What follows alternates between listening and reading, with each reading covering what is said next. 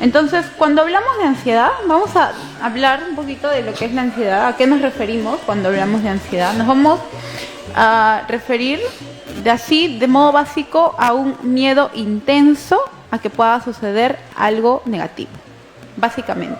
Es un miedo intenso que no me deja avanzar, que no me deja, por ejemplo, iniciar un nuevo proyecto porque me va a salir mal.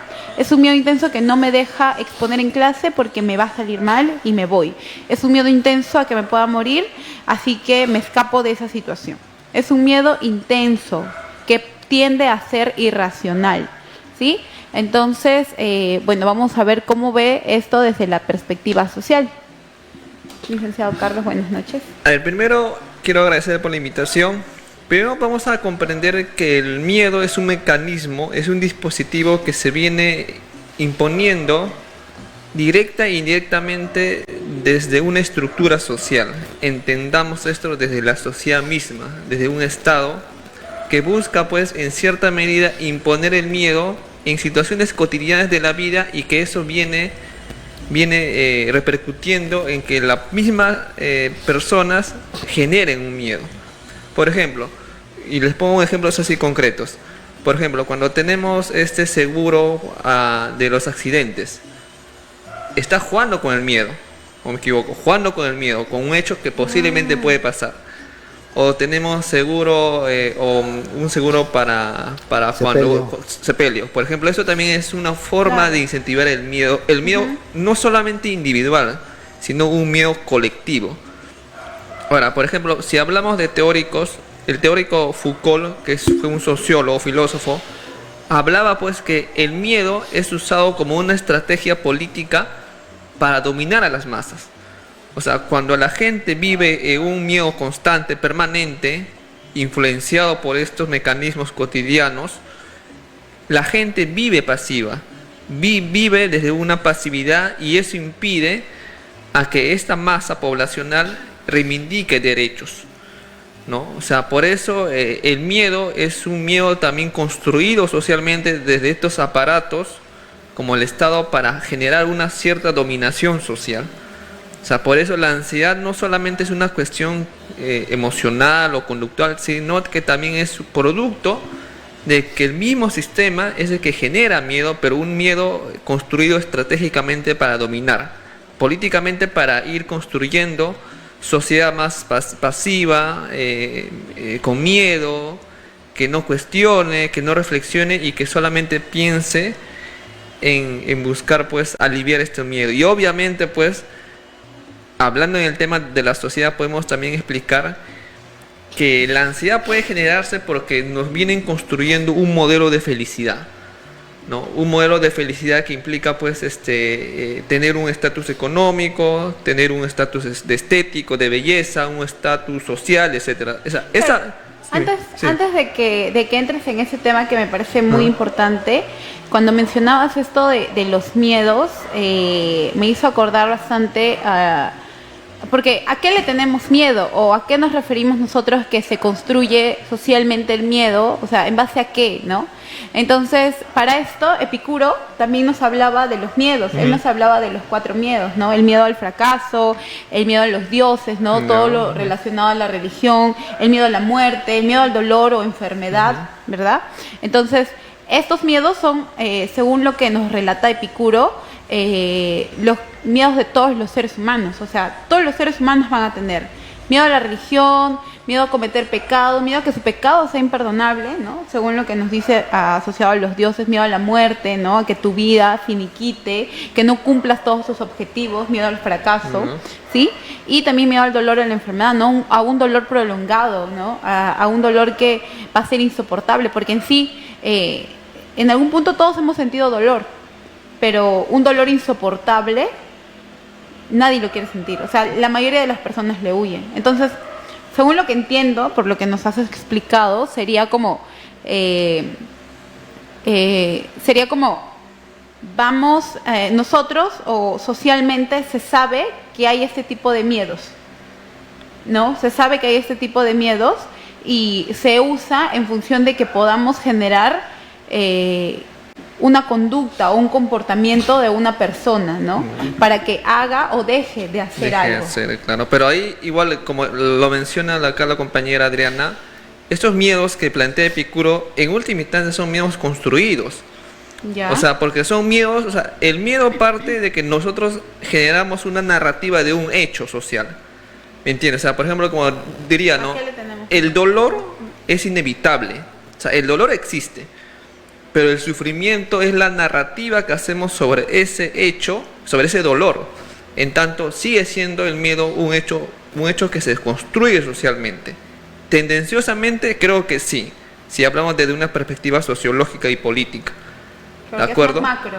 Es macro. Porque si hablamos en términos de naturaleza humana, yo creo que la naturaleza humana es vivir en paz. O sea, la naturaleza humana es vivir en paz, en tranquilidad, en armonía. Pero, ¿qué generó todos estos niveles de ansiedad? Generó precisamente porque el hombre está en búsqueda del desahogo social emocional. Por eso es que empieza a generarse ese tipo de ansiedad, ¿no? El hecho de seguir un modelo de felicidad, y al no lograrlo, eso le genera un miedo, una ansiedad, un hecho de angustia.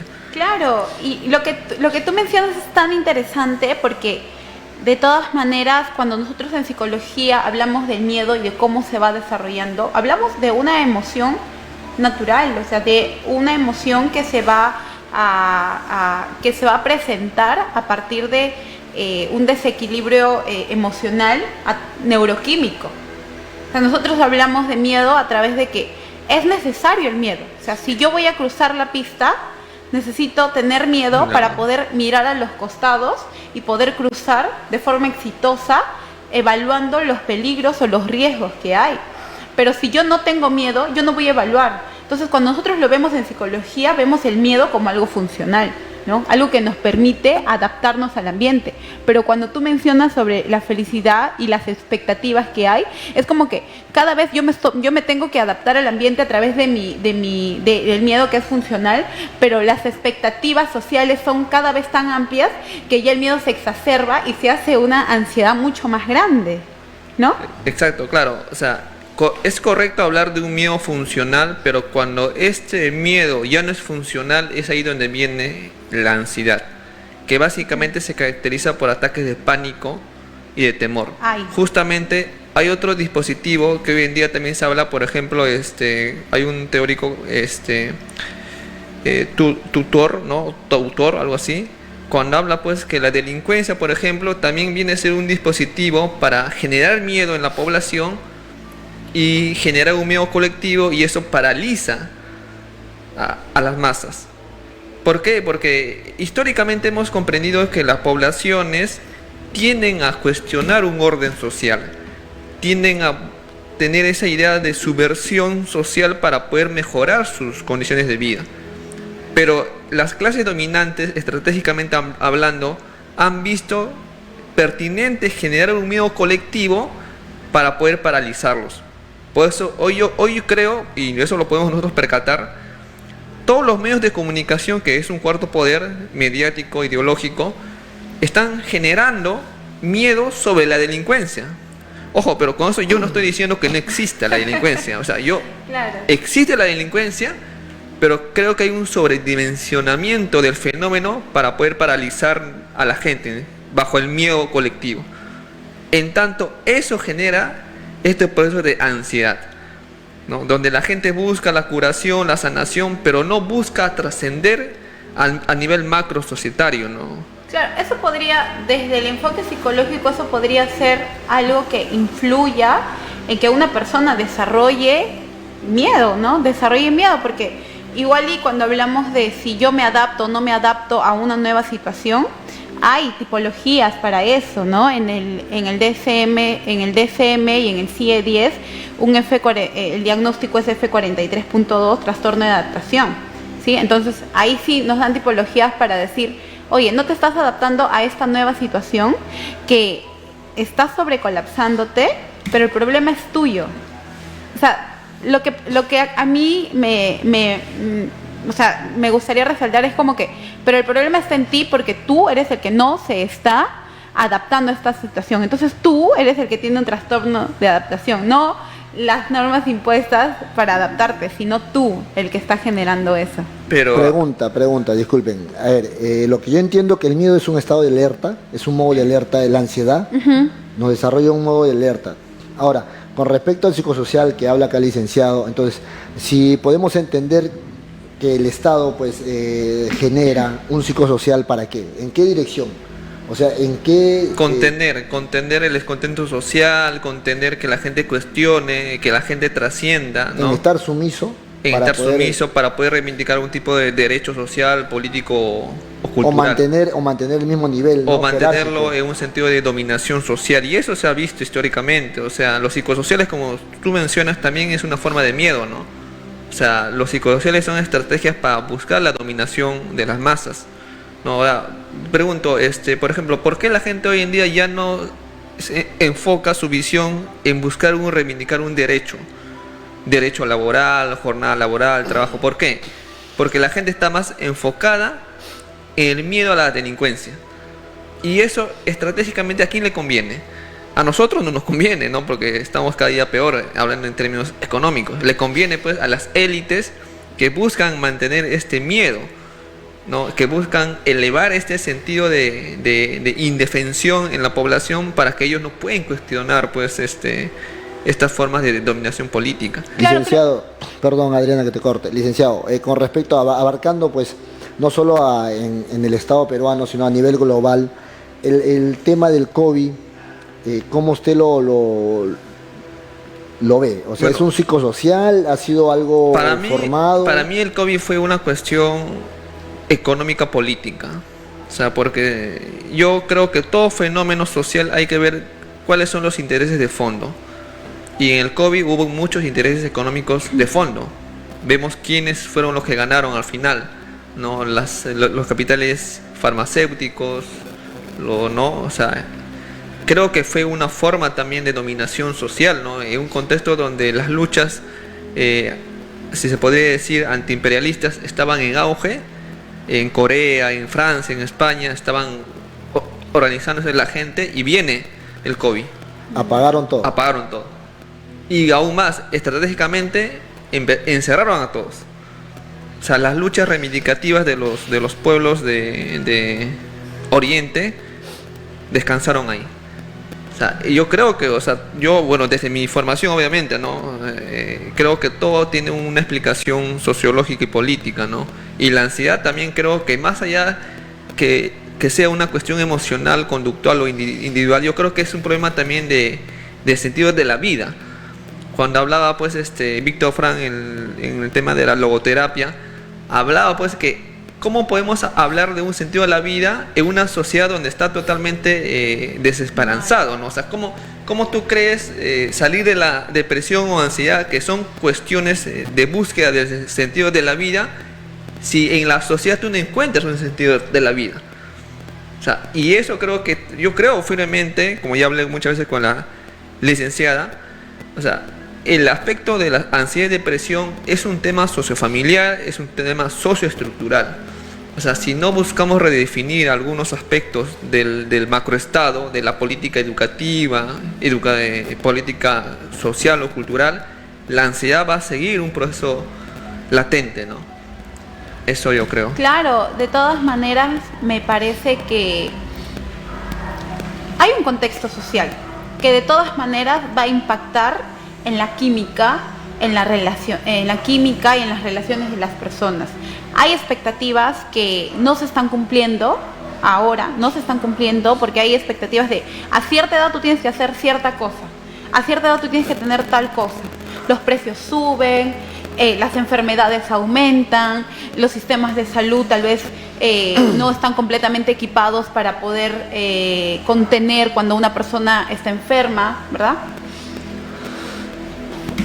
Acotando, muy buenas sus opiniones, tratando de regresar al tema individual, al tema familiar, porque entendemos que el contexto pues psicosocial de Estado pues ya tiene su mecanismo de, ¿no? Con las personas con depresión o ansiedad pues tienen, ¿no? sus postas, sus centros que puedan abarcar, pues, ¿no? esos usuarios. Ahora, volviendo al tema familiar, ¿cómo podemos desarrollar o podemos ver si un familiar de nosotros pues está en modo de ansiedad o sufre eso? ¿Cómo se puede reconocer? Claro, es importante, es muy importante reconocer el contexto social de la persona para poder comprenderla. Porque si no, al final todo es como, pero échale ganas, pero deberías hacerlo porque sí. Y el contexto de cada persona es distinto. Entonces, el apoyo familiar que tienen también es distinto. ¿Y por qué es importante que las familias o que las personas reconozcan que el aspecto social es muy importante? ¿Por qué? Para que no todos se lo adhieran a sí mismos y sepan que no son los únicos que están pasando por eso.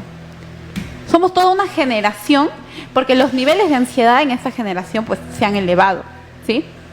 Entonces, nos vamos a dar cuenta cuando una persona tiene ansiedad o tiene un ataque de pánico. ¿Por qué? Porque es una persona. ¿Cuáles son los indicadores de un ataque de pánico?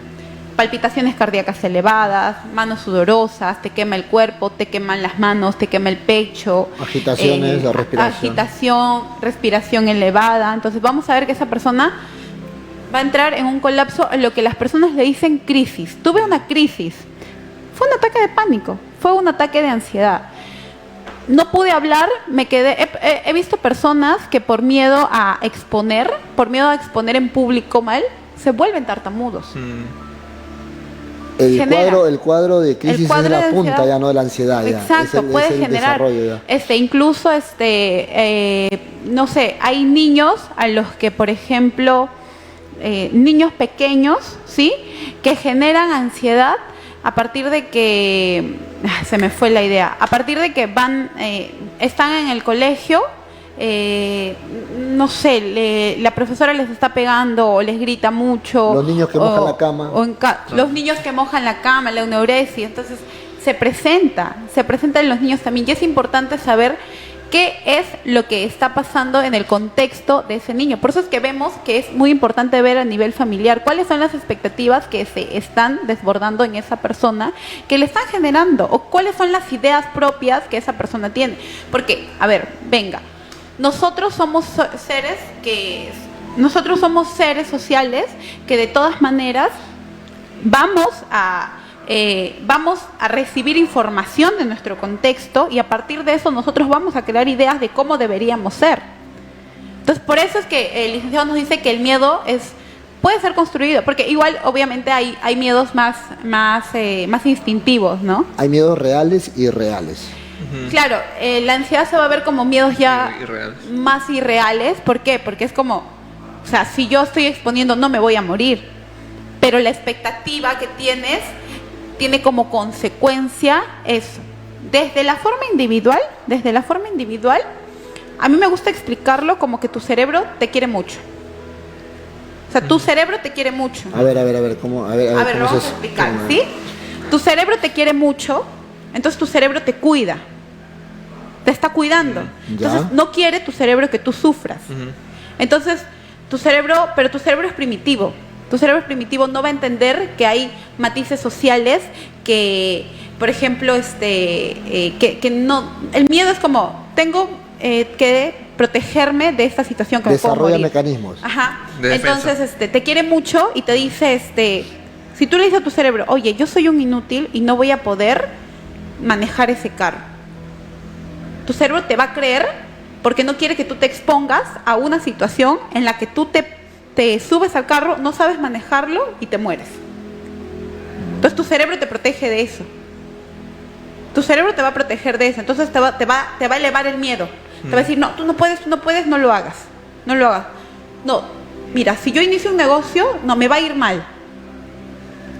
Tu cerebro te dice, si te va a ir mal, ¿para qué lo vas a hacer? O sea, tu cerebro es coherente. Si te va a ir mal, ¿para qué lo vas a hacer? No lo hagas. Entonces eleva los niveles químicos de miedo. Entonces, no lo hagas. No lo hagas. Te va a decir, no lo hagas. Entonces, termina, por favor. El miedo es paralizante, ¿sí? Se activan los sentidos paralizante, pero también de huida. O sea, también te puede sobreactivar. También te puede sobreactivar el miedo para que busques una solución instantánea.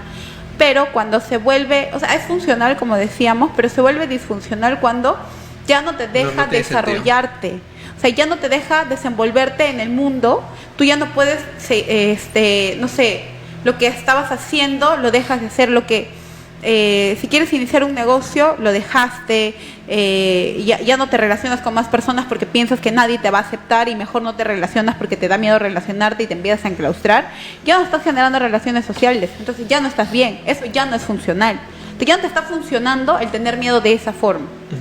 Pero ¿por qué implica bastante lo social?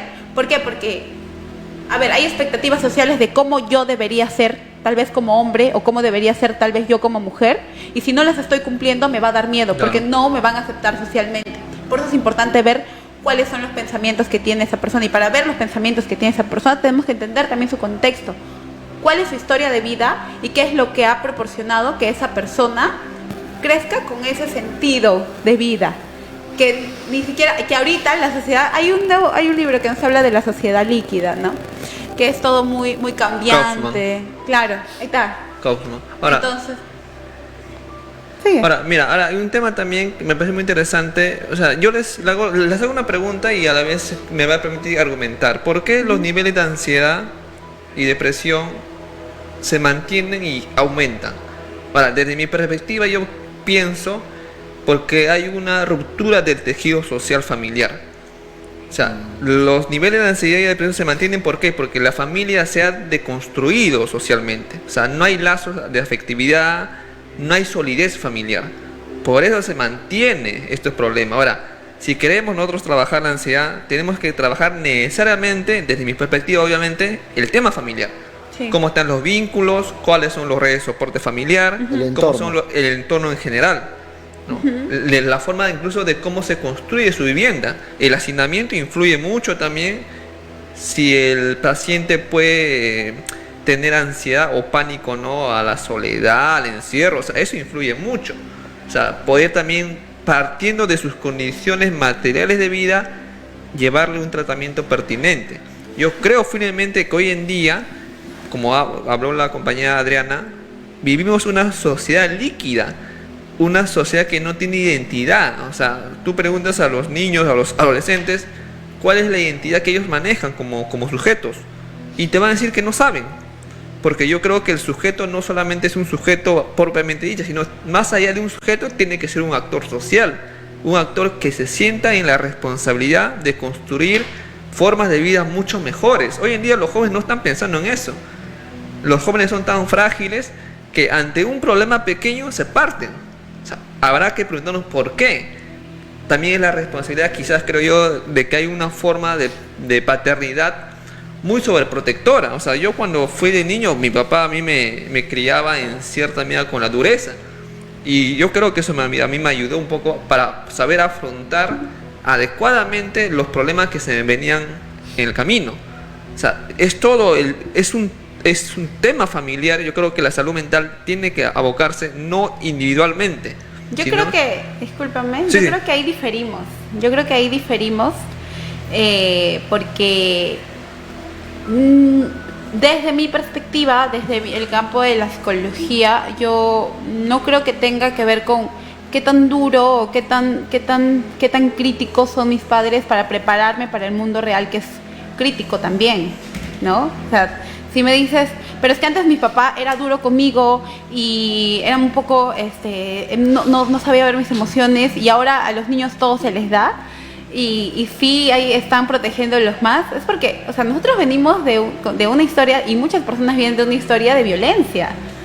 Entonces, y mira qué tan fuerte debe haber sido esta violencia o esta agresividad por la que han pasado, y que hay personas que incluso agradecen el hecho de que ese golpe que me dieron, si no me hubiesen dado, yo no hubiese cambiado, yo no me hubiese corregido.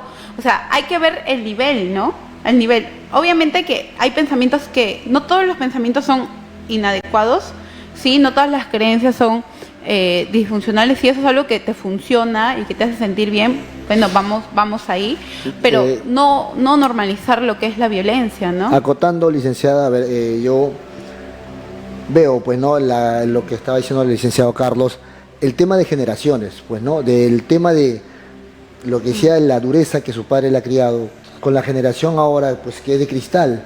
Ahora lo que busca la generación de ahora es una gratificación instantánea.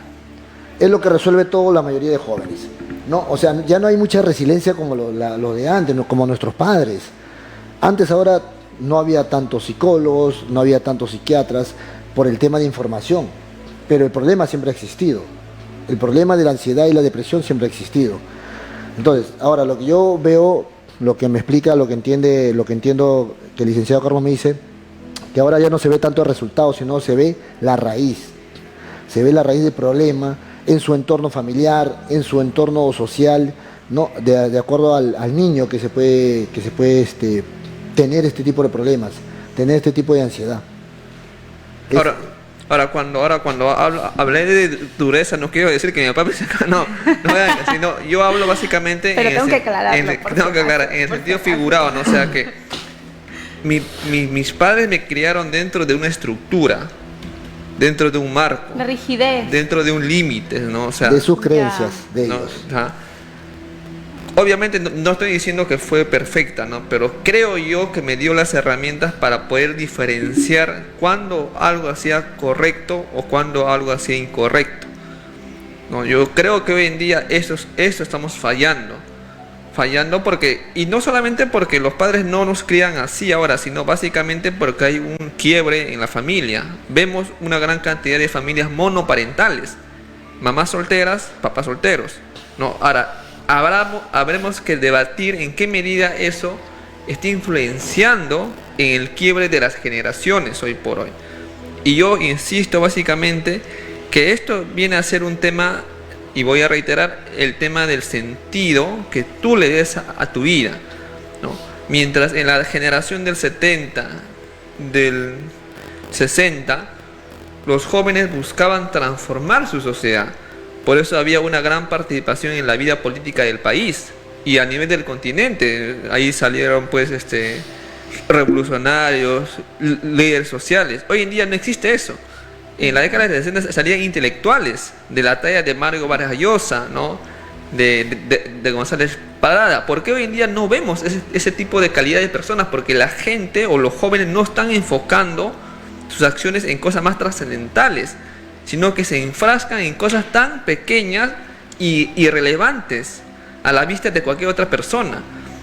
Yo escucho en las terapias, ¿no? en el centro, que jóvenes se hacen un mundo porque su enamorada lo dejó. No, o sea, yo digo, en ese nivel estamos, o sea, o que mi mamá no me dio esto, o sea, tan cosas pequeñas hacemos tan magnitud y que nos está desorientando para poder enfocar en cosas más trascendentales de nuestra vida. Como se dice, ¿no? O sea, nosotros no podemos esperar nada de la vida. La vida te va a tratar como cualquier cosa, pero lo que sí podemos hacer es nosotros dar mucho a la vida. Yo creo que por ahí tenemos que empezar y replantear nuevamente un nuevo enfoque de la salud mental. Me parece aquí que tendríamos que definir qué es trascendental y qué no es trascendental primero, ¿no?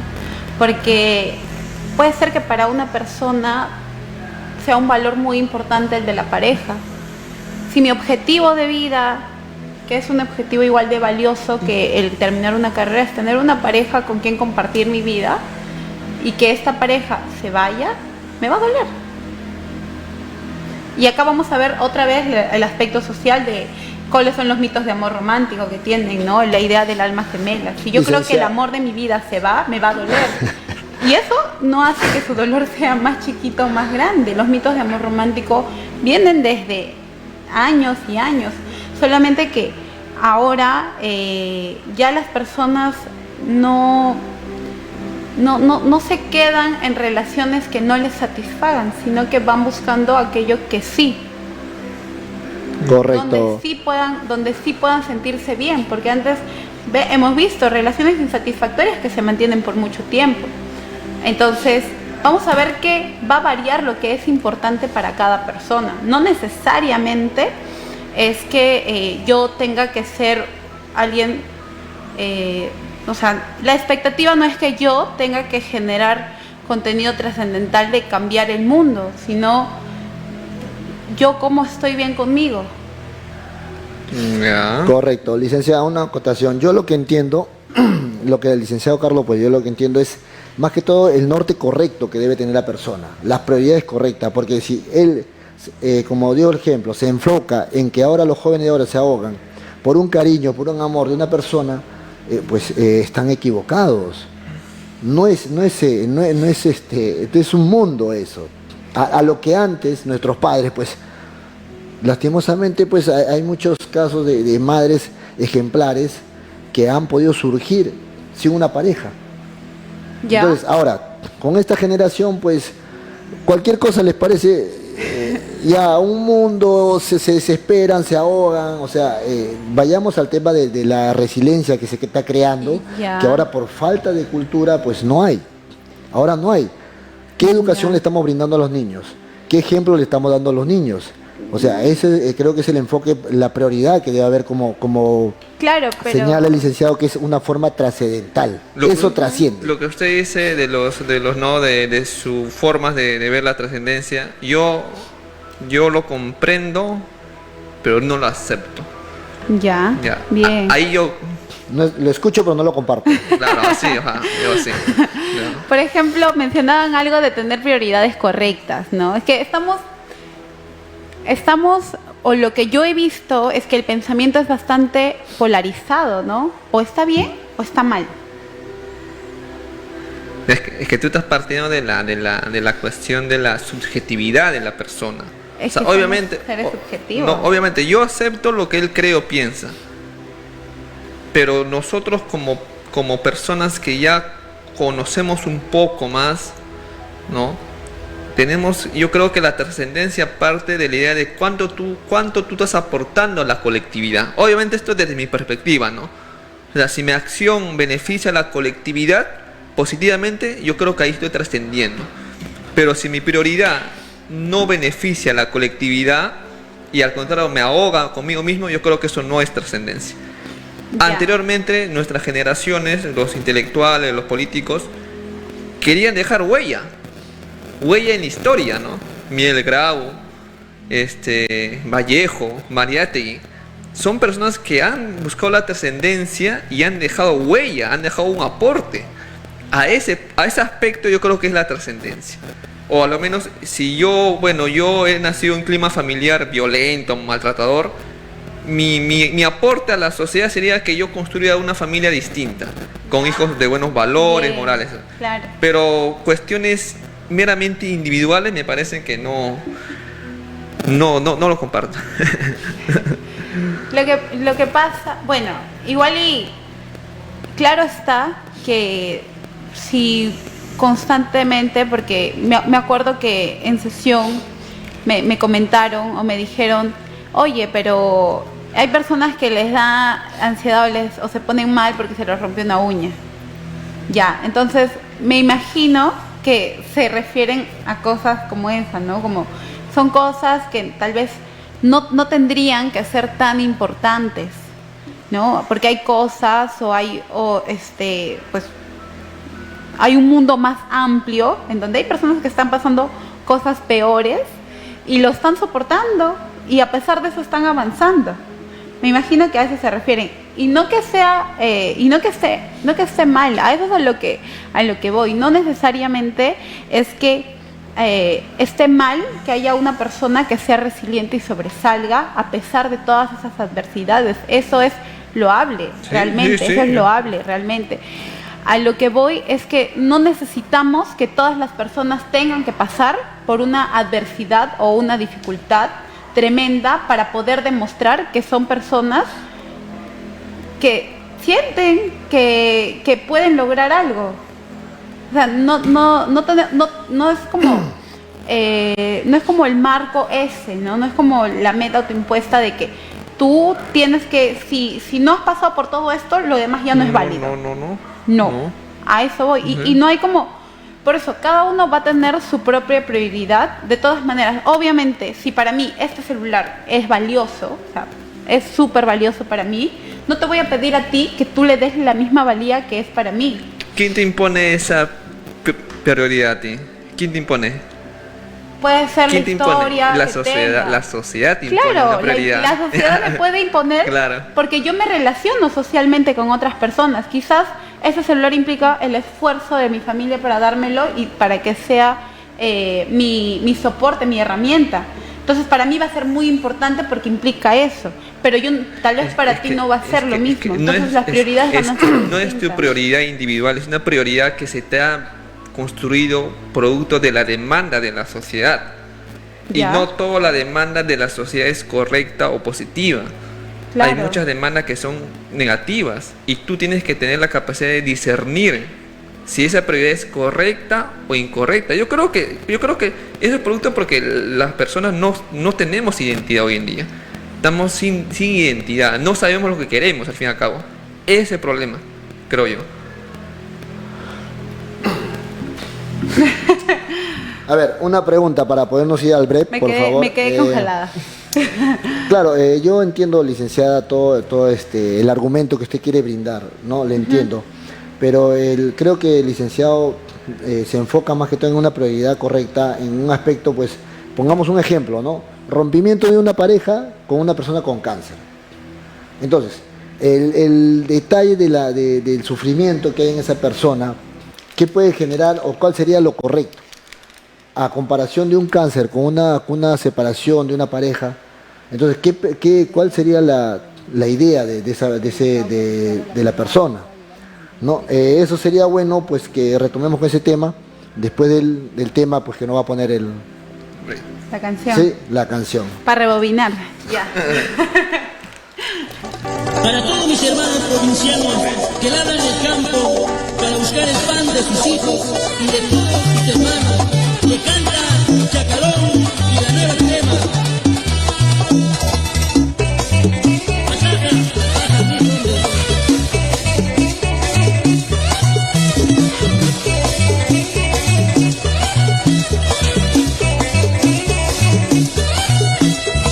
Soy muchacho provinciano, me levanto bien temprano para ir con mis hermanos, ay, ay, ay, ay, a trabajar. No tengo padre ni madre, ni pobre ni milagre, solo tengo la esperanza, ay, ay, ay, ay, de progresar. Busco una nueva vida en esta ciudad, donde todo el dinero y hay maldad. Con la ayuda de Dios sé que triunfaré, y como a ti feliz seré, oh, oh, oh, feliz seré, oh, oh, oh. No me olvides en esta ciudad, donde todo el dinero y hay maldad. Con la ayuda de Dios sé que triunfaré, y junto a ti, mi amor, que feliz seré. Imperial 2 99.5 FM. Soy un muchacho provinciano, me levanto bien temprano para ir con mis hermanos, ay, ay, ay, ay, a trabajar. No tengo padre ni madre, ni propia ni me ladre, solo tengo la esperanza, ay, ay, ay, ay, de progresar.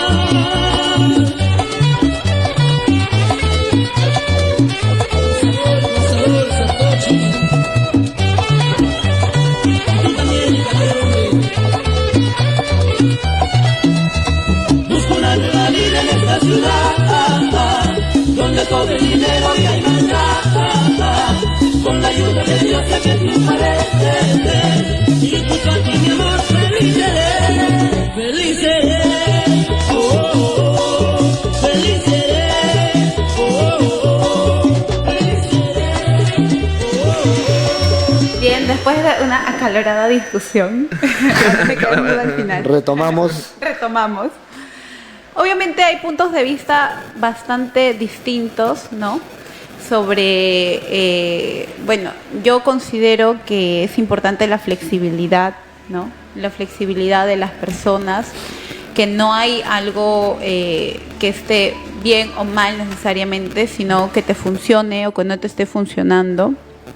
Y creo que conocer el contexto social de cada persona y la historia va a ser muy importante para saber cuáles son sus prioridades, ¿sí?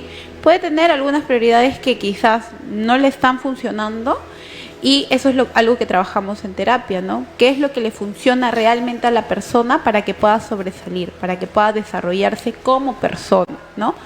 Desde mi punto de vista, no es necesario que una persona logre un impacto social emergente grande, sino que se sienta satisfecho con lo que está haciendo en ese momento de su vida, ¿no? Que se sienta bien con el proceso que está llevando, que tenga un grupo social o un soporte, una red de soporte adecuada, que la familia tenga un estilo de comunicación adecuado que le permita desarrollarse, que sea una persona que se sienta seguro. Y esto es algo que se logra desde mi perspectiva en psicología a través del buen trato. A través del buen trato, a través de el pedir permiso a la otra persona de qué es lo que tú quieres, a través de preguntar a la otra persona qué es lo que tú quieres, cómo es que a ti te gustaría ser tratado. Recordemos que todos tenemos diferentes formas de sentirnos apreciados, diferentes formas de sentir que estamos logrando algo. Entonces, a través de preguntar qué es lo que a ti te gustaría, si es que nosotros queremos apoyar a la otra persona, ¿cómo es que a ti te gustaría que yo vea esto? O tal vez esto que yo te he dicho te ha dado mucho miedo, te ha generado una sensación inadecuada. Preguntar. Y si a ti te está dando miedo algo que está haciendo la otra persona, pues sí va a ser importante que puedas enfrentar esa situación. Pero no te estoy diciendo que vas a enfrentar esa situación en ese momento cuando todavía no tienes las herramientas para hacerlo. En terapia se desarrollan, terapia, como lo dijimos al inicio, en el primer programa, terapia es un espacio seguro en el que no te vas a sentir criticado ni criticada. Es un espacio seguro en el que tú puedes desarrollar otras formas de responder al mundo que te van a permitir desenvolverte y desarrollarte, porque recordemos que somos seres de aprendizajes y vamos aprendiendo qué es lo que me está funcionando en este momento de mi vida para poder sobrevivir a esta situación.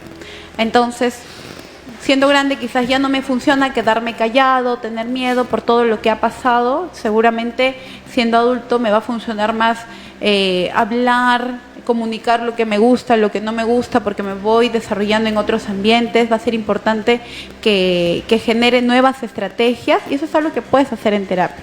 Por eso es importante que si tú estás pasando por un episodio de ansiedad, generalmente la ansiedad suele presentarse adicional a la depresión.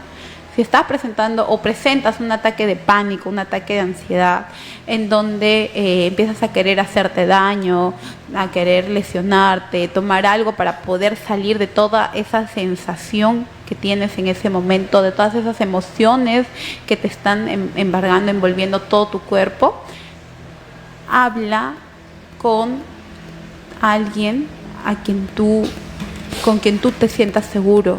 Llama a tu psicólogo más cercano, comenta a las personas cómo te estás sintiendo, a las personas, personas con las que te sientas seguro, porque no todas las personas están preparadas para escuchar que hay algo que a ti te afecta y que a esa persona tal vez no le va a parecer importante y a ti sí te está pareciendo importante, porque para ti sí es valioso.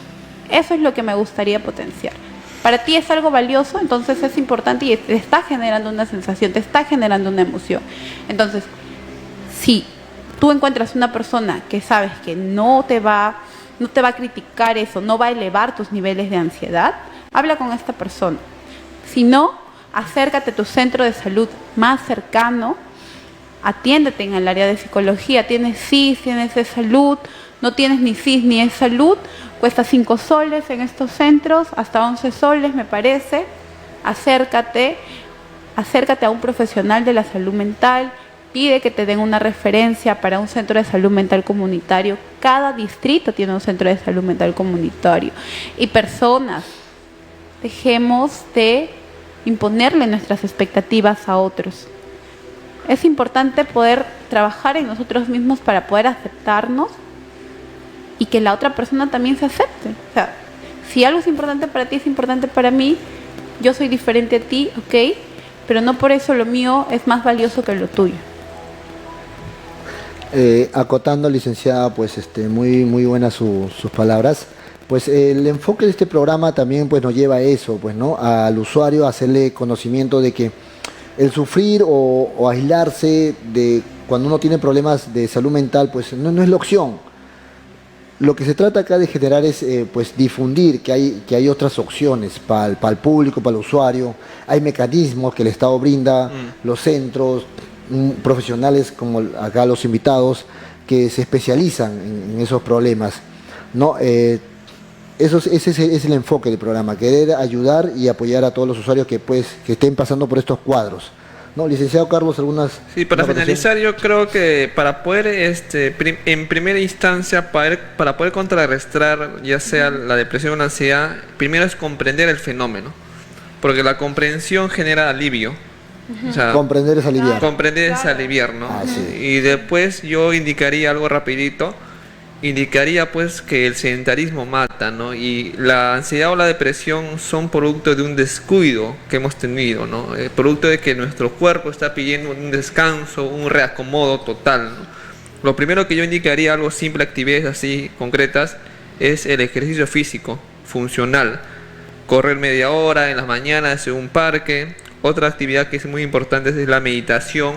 En YouTube podemos conseguir meditación guiada, que es el mindfulness, que es calmar la mente. La ansiedad es una mente desordenada, una mente que está agitada, y el mindfulness, la meditación guiada, lo que hace es calmar la mente, ponerlo en el presente.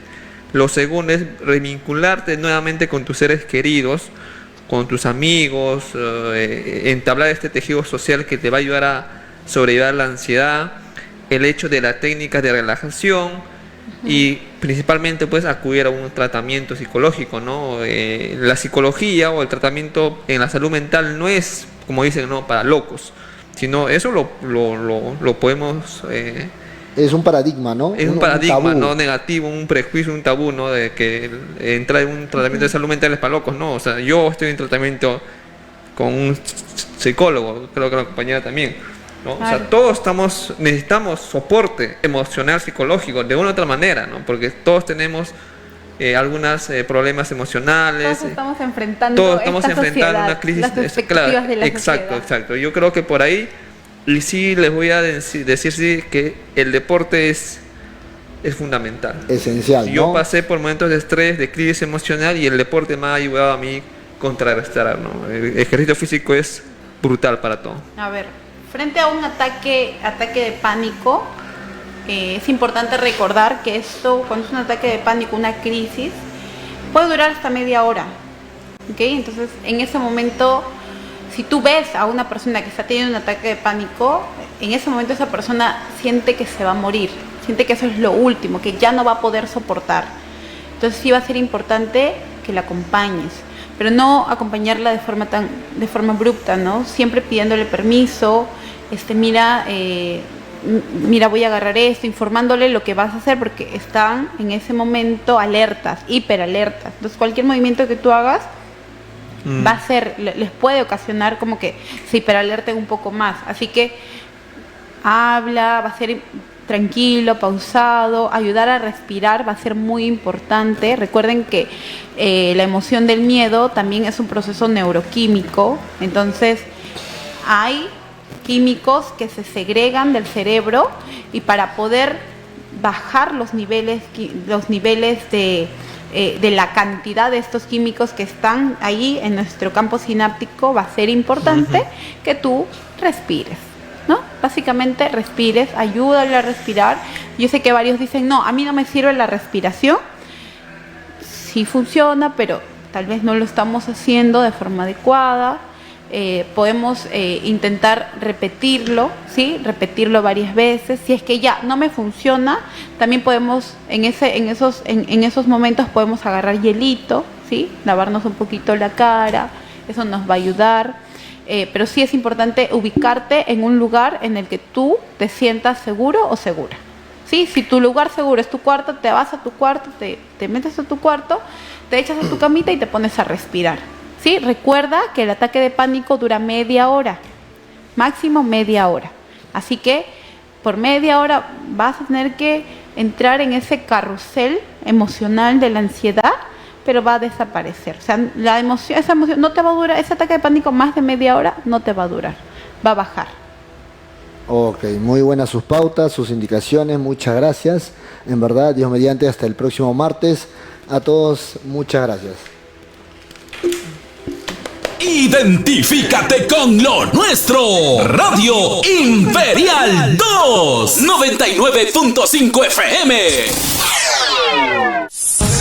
Atención Lima Sur, ya está el mejor médico cardiólogo, el doctor Luis Alberto Mulegé Terrazas. ¿Te duele o oprime el pecho? ¿Te fatigas? ¿Te cansas al caminar o subir escaleras? Atención, estos pueden ser los síntomas más frecuentes de una enfermedad cardíaca. No esperes más y acude a una consulta con el doctor Luis Alberto Mulegé Terrazas, que ya está atendiendo